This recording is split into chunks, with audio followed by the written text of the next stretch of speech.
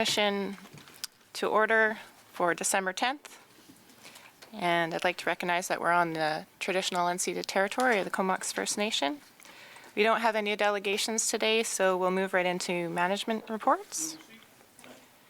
Thank you. And I'm going to pass it over to staff. Yeah, on the management report, just there's one item there. If you have any questions, we can answer that. And otherwise, no presentation for the management report. Are there any questions? Is there an update? Oh, great. Okay. Thanks, sorry. Jennifer? Oh. Sorry, this isn't working.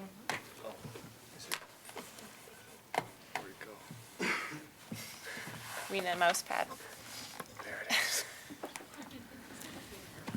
Thank you. Go ahead. Through the chair. The leadership table, which is the various municipalities together, the CVRD, we've been working to move towards some kind of low-income access pass application process that would be smooth for wherever you went to go and apply for it. And we've taken about 3 steps forward, and we're in a little bit of a thinking mode right now in respects to we need a little more discussion. Is it low income or financial hardship? Is it both? You know, are we going to encompass both? And then the process in respects to eligibility. Oh, my tongue stumbled there, sorry. Some municipalities will go with an income rate of X, and other municipalities will go with an income level of Y. And that's primarily due to the size of the area, your catchment area. So looking to find a resolve to that. We're confident that we can get there. Our next leadership meeting for this topic is on Thursday at 2 o'clock, and we're hopeful within the next couple of weeks to get the application process secured and hopefully in place for early New Year, and then we can move on to looking to see what a trial pass would look like as well. Thank you. Okay, seeing no questions on receipt. And any opposed? That's carried.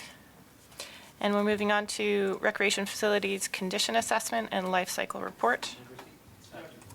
Okay, I'll pass it over to staff. Thank you very much. And Jennifer Zabidin will provide this report and answer any of your questions.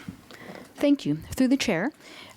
Staff are here today to provide the update to the Comox Valley Sports Commission with information regarding the 2019 Recreation Facilities Condition Assessment and Lifecycle Report.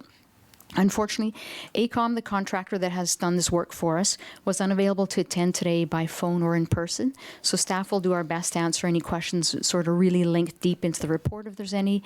And if it's an answer we're unsure of, we'll certainly come back to the table with further answers. So the need for a recreation facility assessment and lifecycle report was identified as a priority in the 2018 to 2022 financial plan. Costs were allocated within the proposed 2019 budget line item, operating expenditures associated with rec facility conditions, assessment, and lifecycle to provide for safety and improvements to assist maximizing asset life expectancies of our facilities. As well, at the March 5th planning session, the Comox Valley Sports Commission identified asset management as strategic goal number 1, focusing on using the asset management process to develop the long-term plan for recreation infrastructure and sustainable service delivery. So as one of the 5 strategic priorities for the Recreation Department. The asset management plan review for the CVRD Sports and Aquatic Centre facilities took place this May in 2019, and staff have received the final report, which is attached in Appendix A. And so we're here today, and I guess in short form, what does that mean for us?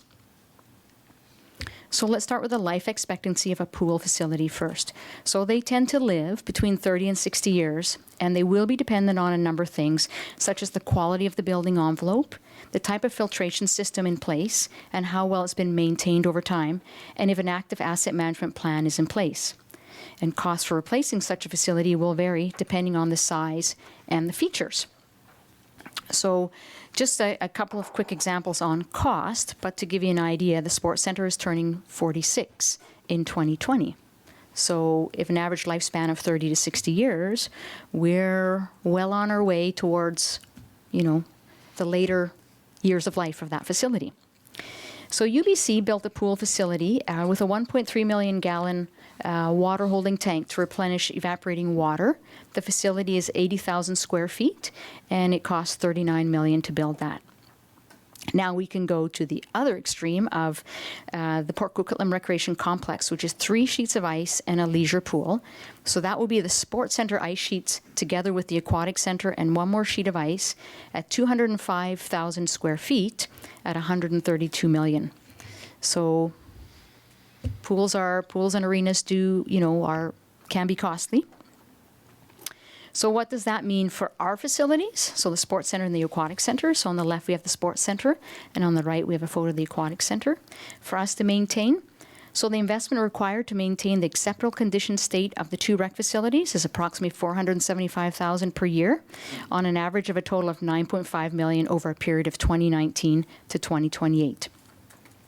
An average annual spending of $257,000, or a total of $5.15 million, is anticipated for pure asset replacement over the next 20 years. The facilities are within their sort of first expenditure spike, particularly the Sports Centre, given its age, and due to assets requiring replacements from reaching end of service life. So while they may have been maintained very well, it's just like when your car has reached the end of its mileage point, it's still running well, but at any time, something could say, I'm done, I'm tired. The next expenditure spike is forecasted to occur in 2034, so that's still a ways out, and is the largest single year spending in the next 20 years, of which the largest types of things need to be done, like foundations, exterior closures, plumbing, and HVAC systems. So the big things. To be noted, the majority of deficiencies listed in this report have already been completed through the 2019 budget for Function 645 service. Given the current status of the CVRD facility asset management efforts, as well as the findings of this 2019 assessment, the primary recommendation is a 20-year reinvestment of approximately $475,000 per year on average. Now, bear in note that this report is a guideline, it's a taste, it's a start, but it's not our finish line, and it's not the actual full plan. A couple of highlights here. So just to recap, so the Aquatic Centre, built in 1998, 43,378 square feet, and we would roughly be putting about $170,000 per year into the facility for its upkeep, for maintenance upkeep. A couple of highlights, a couple of big items that are going to be coming due here in the next 10, 15, 20 years. For the Aquatic Centre, we will be needing to put some work into the roofing system. That'll be in 2025 for roughly about $150,000, with keeping an eye and a study on it, because the roof is more than $150,000, but we're looking for areas that we'll need to replace versus the entire roof at that time. And just another item in 20,037, and that's the HVAC system. So that's the entire air handling unit system in the Aquatic Centre. It will need a full, clean take out and replace, and they start at about $175,000. At the Sports Centre, so we were built in 1974. We're turning 46 in 2020. And just to give you an idea on square footage, 92,742. That's both sheets of ice and the pool and the wellness center. And we anticipate or forecast about $275,000 per year for annual costs to keep up that facility. And just a couple of highlighted items that are going to come up in the next couple of years is in 2022, we'll need to do some work on the enclosure, and that could be roughly about $300,000. And again, roofing as well in 2027, where we're going to start at about a $500,000 mark. So we anticipate an average annual spending as well for asset replacement of about $257,000. So as we move along and we continue maintaining these facilities, we will have some costs. But at this time, perhaps less costs than building a new facility today. So under collaboration, the rec services are working in collaboration with all of the CVRD services to implement a comprehensive asset management program. Once again, this life cycle assessment is just one piece of the puzzle to help inform our decisions moving forwards in keeping these facilities healthy. This work is ongoing, and we all know that the day you decide to stop doing asset management and preventative maintenance, that's when your facilities are going to say, we're tired and we're done. So it's important to keep up with our asset management and our maintenance, preventative maintenance. And just lastly, staff are forecasting that asset management work may be restricted as we near the years 2025, pardon me. Therefore, it is recommended that the maximum requisition be increased prior to or at that time. So that's something we really have to start gearing ourselves up to think about to keep these facilities going. Our current requisition of $4,520,250 will continue to assist in funding contributions to the reserve funds. And of course, the maximum requisition for this service is $11,977,147. And that's everything for the life cycle study, and I welcome any questions. Thank you. Yes, we do have questions. Director Hamir. All right, thanks. Thanks, Jennifer, for the presentation. If you could go back the slide that had the breakdown per, yeah, this one. I'm just looking on page 20 of the report, and it looks like in the graph or the table that's provided that the HVAC system in the sports center is also really needing to be replaced. Is that how, am I reading that right? It has a red 55% tile on it. Does that mean, like, is that something that has to be, or is it already done? Or? Through the chair, we're well on our way with the HVAC system at the sports center. All done. Perfect. Thanks. Director Arbour. Yeah, of course, this is all good work that we're supporting across all our services, but I don't know why I'm thinking about that now, but I am. You know, asset management is good, but if the economy turns, if there's things like that coming our way, I think we have to be careful about the number of things that we're really planning for the future and investing in. Especially, we have major costs across the board, as we know, and we have huge cost drivers, and some of them are really inflated, like in other services. So back to the one taxpayer, I think we'll need some serious discussions around some of this. And when I think about it, and you know, I've been a big champion of it. I'll go outside the sports center for a second, but when you look at the cost compared to number of users, I think we need some baselines of what we're investing in. Like transit, we're looking at increasing the budget significantly, and we're servicing 3% of our population. So I have some question in the future around the sports center and ensuring that our assets are actually utilized by a proportion of the population that we are feeling satisfied with. I believe that's probably the case, but I would love to see some numbers in terms of, you know, what percentage of our population actually accesses those services, how critical are they, and when the board did strategic planning at the Sports Commission, we talked about looking at less infrastructure-heavy type of programming, so nature-based and all these other things for the Sports Commission. So those are big questions, but I'm just a reminder that if we keep going at 5-10% increases across all of our services, it really starts to add up. And right now we got forestry workers that are out of work in our area. We've got an economy that we might end up in some kind of deflation environment.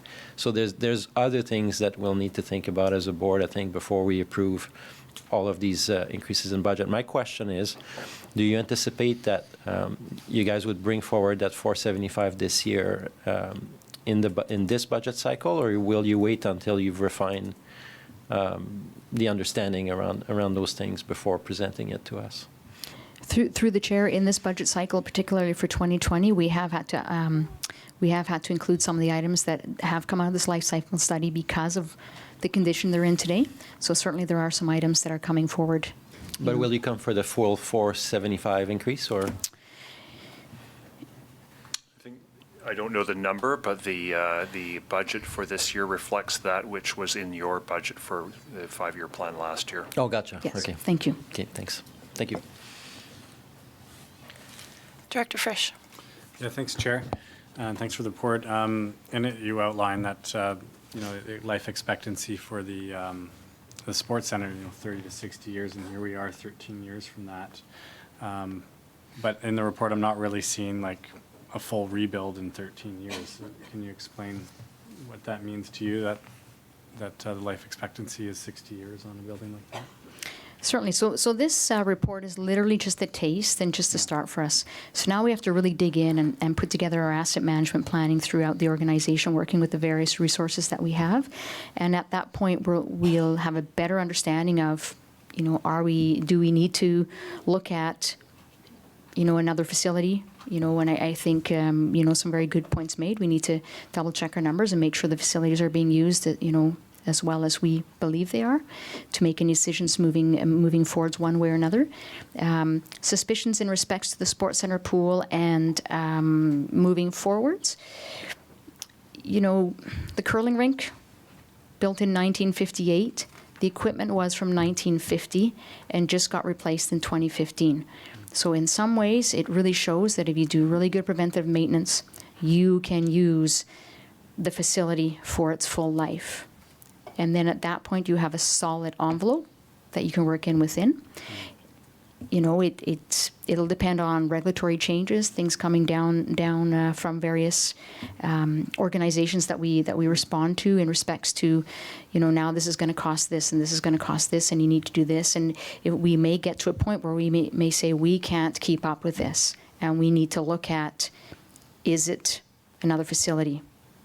But that is at least, we sort of anticipate at least 8 to 10 years out. Maybe not 13 or 14, but, we have to start switching gears and thinking about if we do long-term asset management with this facility, and the costs, where will that get us? And, let's be honest, it's an older facility. As you replace things, you get in further and further, and you're hopeful that there isn't further things in there. Yep. So we do have to sort of be ready for both now. We have to start switching gears to the idea of what if we need to build another facility, and can we carry this facility for another 13 to 15 years? Right, So and this is it's- just, sorry. Yeah, I was going to say, it's definitely not like a tear down in 13 years, but No. it does get complicated with all the pieces inside the building and so Yeah. on. Yeah. Okay, thanks very much. Thank you. Director Hillian. Thank you, Chair, and thanks for the report, Jennifer. I'm just curious, when we look at the costs for repairs and such into the future, are we factoring in energy efficiencies, new technologies that might be brought to bear to make the buildings more efficient? Through the chair, yes, absolutely. A good example is we just completed a heat reclaim project at the sports center for Arena 1 and the pool. We're now looking to move forwards to, in the future, to get Arena 2 connected to this heat reclaim as well.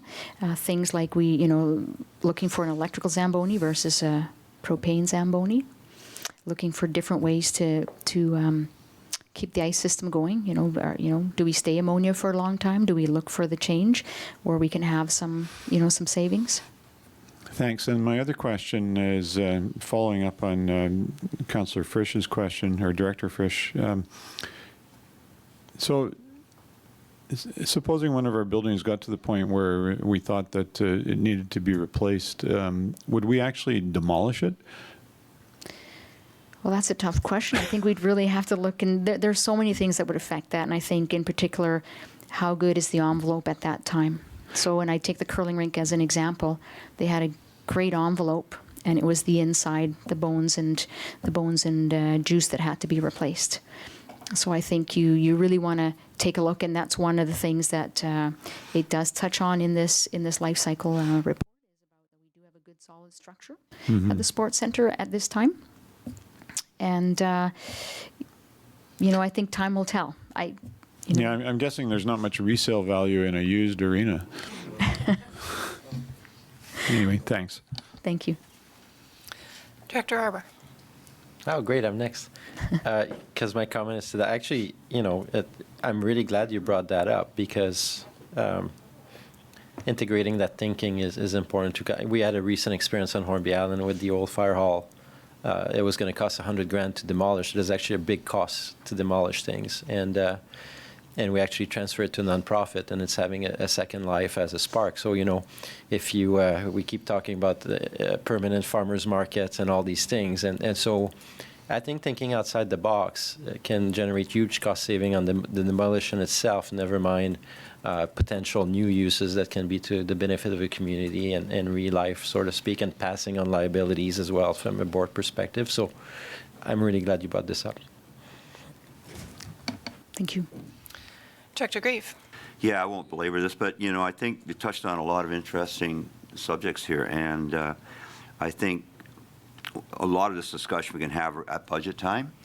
But my question is more around the unknown unknowns, like you talked about the ever-changing regulatory framework out there that have to have so many lifeguards and, you know, ammonia leaks and what have you. So are we putting enough money away for contingencies in reserve for stuff that we have no idea that's waiting around the corner?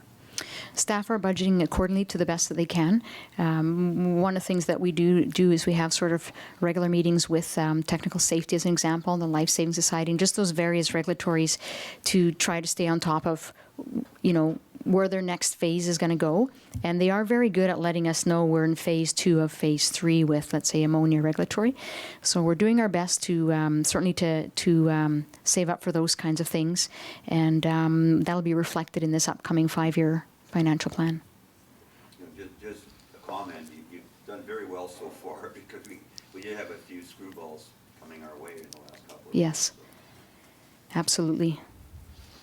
Yeah, I'm very happy to see this report come forward. I think that lifecycle planning is pretty key to us maintaining our assets and having all the information we need to plan properly. So thank you very much. Thank you. So all in receipt, and that's carried. No new business. Well, go ahead, Director Arbor. You can, yeah, I won't need that. It's actually, I've got a procedural question, and I was going to ask it at Water Committee, but there wasn't enough time at the end of Water Committee. And it's just a question to staff.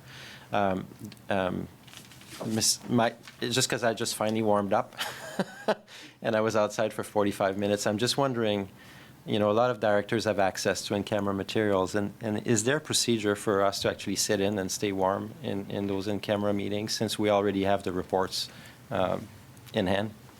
How about if we provide a new building for you in the new year that provides better facilities for you to sit inside? That would help, but aside from that, is there actually, this particular meeting also concerned things that are of matter to my area, so I'm just wondering if there exists a procedure for directors to sit in and listen in the audience. There is, by asking the chair in advance of the meeting, so that the chair can then put to the commission or whoever the body may be the request, and then that body, having control of the meeting, can give a 2/3 majority vote to enable anybody to participate in an in-camera meeting. Thank you. Thank you very much for that information. I wish I had had it an hour and a half ago. Thank you. Okay, no further questions. We can move to termination. All in favor? Carried. Thank you.